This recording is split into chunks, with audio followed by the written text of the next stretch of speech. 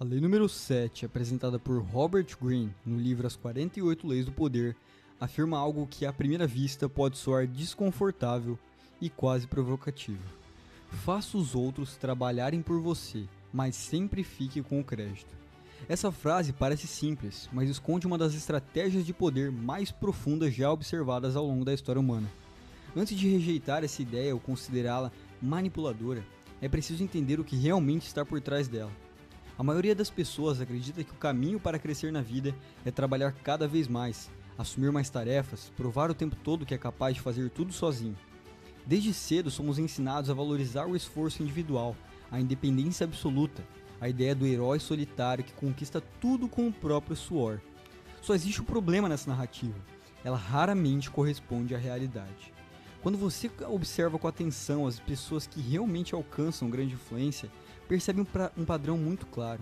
Essas pessoas raramente trabalham sozinhas. Na verdade, muitas vezes elas nem são as que mais trabalham fisicamente dentro de um projeto. O que elas fazem é algo muito mais estratégico. Elas organizam, coordenam e direcionam o trabalho de outras pessoas. E quando você aprende a fazer isso, sua capacidade de produzir resultados deixa de depender apenas do seu tempo e da sua energia. Imagine duas pessoas tentando construir algo grande. A primeira tenta fazer tudo sozinha. Ela pesquisa, planeja, executa, resolve problemas, revisa detalhes, trabalha horas e mais horas tentando manter tudo sob controle. A segunda pessoa faz algo diferente. Ela observa quem possui habilidades específicas, reúne talentos, distribui funções e cria uma estrutura onde várias pessoas trabalham simultaneamente em diferentes partes do mesmo objetivo. Qual dessas duas pessoas você acha que avançará mais rápido? A resposta é óbvia, mas poucas pessoas têm coragem de aceitar o que isso significa. O poder real raramente vem do esforço isolado. Ele vem da capacidade de multiplicar esforços através de outras pessoas. E isso não é algo novo. Ao longo da história, praticamente todas as grandes realizações humanas foram resultado de trabalho coletivo coordenado por uma liderança central. Pense em grandes obras, descobertas científicas, impérios, movimentos culturais ou empresas gigantescas. Por trás de cada conquista existe uma rede de pessoas contribuindo com conhecimento, trabalho e dedicação. Porém, quando a história é contada, normalmente um único nome recebe maior parte do reconhecimento. O mundo prefere narrativas simples, história com protagonistas claros, figuras que representem uma ideia ou um movimento inteiro. Esse fenômeno acontece porque o cérebro humano gosta de associar conquistas complexas a indivíduos específicos. É muito mais fácil lembrar de um nome do que de centenas de colaboradores. E quem entende essa dinâmica passa a perceber algo fundamental. O crédito público não é apenas um elogio, ele é uma forma de poder. Quem recebe o crédito se torna a referência, o símbolo daquela conquista, a pessoa associada àquele sucesso. Com o tempo, essa associação gera autoridade, influência e oportunidades ainda maiores. Agora imagine que você decide fazer tudo sozinho, recusando ajuda, assumindo cada detalhe, tentando provar constantemente a sua capacidade. No início isso pode até parecer admirável, mas existe um limite inevitável, o limite do seu próprio tempo. Existem apenas 24 horas em um dia, apenas certa quantidade de energia mental e física disponível para qualquer pessoa. Quando você depende apenas de si mesmo, seu crescimento fica preso dentro dessas limitações. Por outro lado, quando você aprende a trabalhar com outras pessoas de forma estratégica, algo poderoso acontece. Seu alcance se expande, seu impacto se multiplica, seu tempo passa a valer muito mais, porque você não está apenas executando tarefas, você está direcionando processos inteiros. É nesse momento que a mentalidade muda de trabalhador para estrategista, e essa mudança é essencial para qualquer pessoa que deseja construir influência real. Pense em um maestro conduzindo uma orquestra. O maestro não toca todos os instrumentos, ele não está segurando um violino, um trompete, um piano ao mesmo tempo. No entanto, sem ele a música não teria direção, ritmo ou harmonia. O maestro entende o papel de cada músico, sabe quando cada instrumento deve entrar e como todos precisam trabalhar juntos para criar algo maior do que qualquer indivíduo isolado conseguiria produzir. No final do espetáculo, o público aplaude a orquestra inteira, mas o maestro continua sendo a figura central associada àquela performance.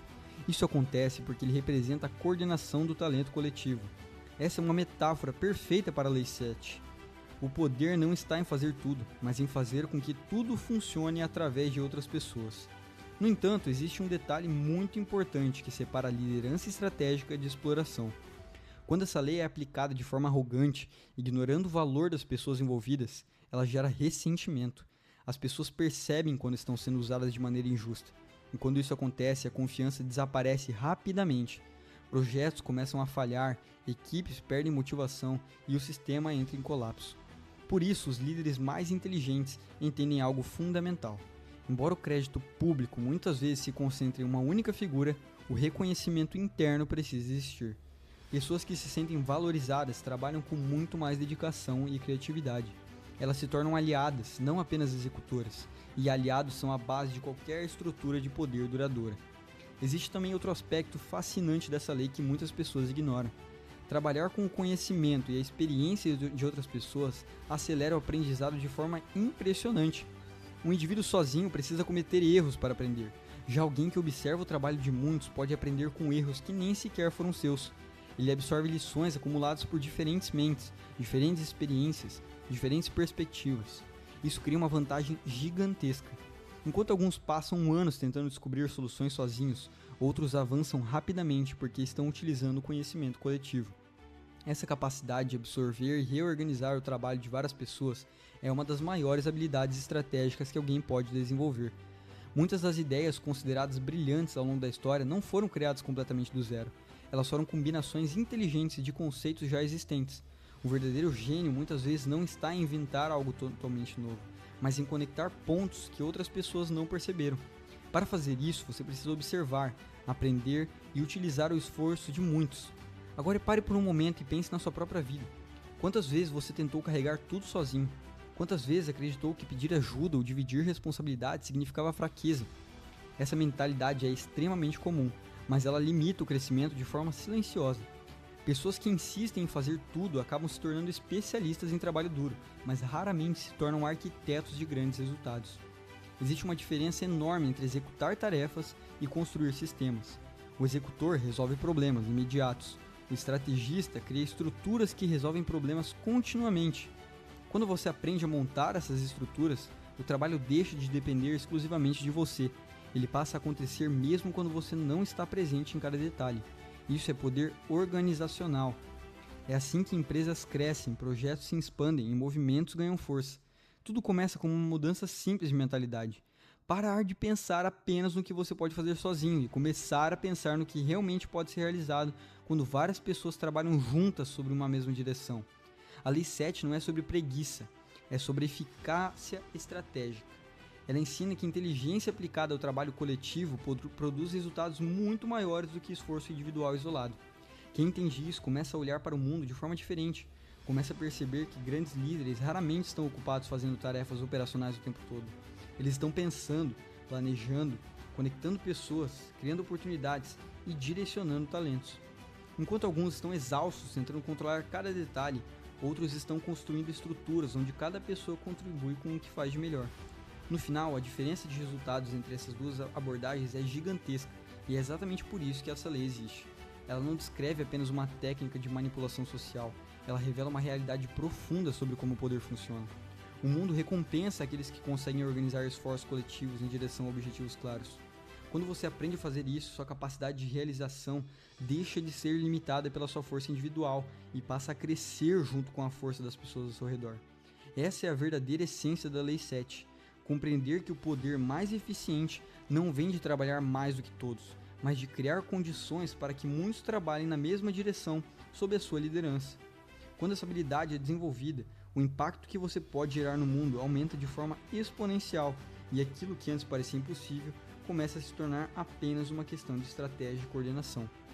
E lembre-se sempre, o jogo não é justo, é estratégico.